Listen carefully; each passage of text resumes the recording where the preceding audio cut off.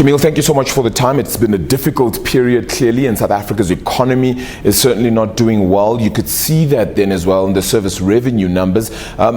Clearly, things are difficult. How do you plan on perhaps making sure that things get a little bit better? Service revenue grew 4.2% at the group level and 3.9% in total revenue. So we're quite actually pleased with the result, because you must remember we're betting off a bigger and bigger base. So that's the one part. That said, the South African revenue was depressed, coming in at 0.3%. And I think that was really because of the implementation of the ICASA end user subscriber charter. And also the proactive price stops with more than 50% price stops that we implemented. What's been encouraging though is the usage that we're seeing in South Africa, and a strong growth in the second quarter. So in South Africa in the second quarter, underlying was up 4.2%. So how do we better the situation? I mean, how are you planning to perhaps move things along and sort of help your data service revenue costs and ensure that customers, of course, get the best out of it? Well, I think there will be some turbulent times ahead, because I think we are very much linked to what happens in the economy as well, and the economy is clearly under pressure.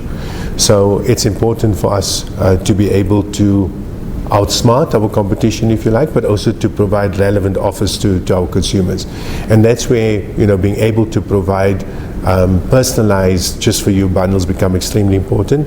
Today we're selling 2.4 billion bundles a year, all the way from bite size right to very big data bundles. And what's perhaps the next big move, if you want to call it that, then for Vodacom? Your next focus point? Yes, fine, data is still a primary and most important part of your business, but what is next for Vodacom? Well, I think what's really been great for us is what we're trying to do is to make sure that we embed the cell phone into a customer's life. And I think what's key for us in that respect is firstly financial services. So today we have 50 million financial services customers across the continent buying a product from us, and in South Africa alone that's about 10 million customers.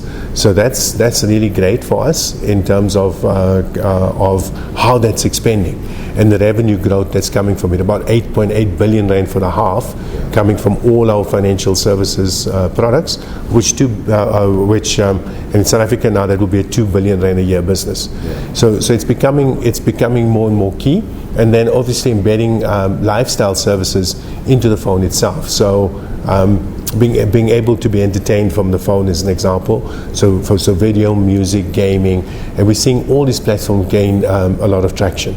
And very finally then, 2.7 million customers just out of South Africa and the international space then. That's an important number. How do you ensure then that continues to grow as well, helping your company? And moving forward then, how do you do that for the remainder of the year? So 2.7 million customers, 700,000 in South Africa, 2 million in the internationals, a further 2.7 million in Safaricom, taking the total base to 115 million customers. I think the way we intend growing it is firstly continued growth in coverage and so on in our international markets, but also by providing exceptional services to our customers, and as I said, embedding all these different services into a customer's life, so that becomes attractive for customers to want to join the Vodacom network.